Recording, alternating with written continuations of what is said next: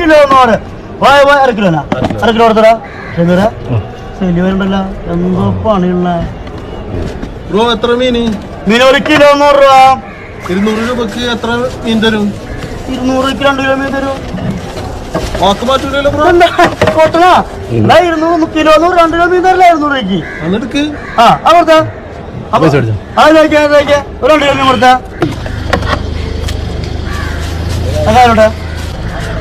പൈസ എന്തത് 100 എന്താണ് 200 രൂപ ഞാൻ പറഞ്ഞത് നിങ്ങൾക്ക്. ഞാൻ പറഞ്ഞത് ശ്രദ്ധിച്ചാ? അപ്പൊ 200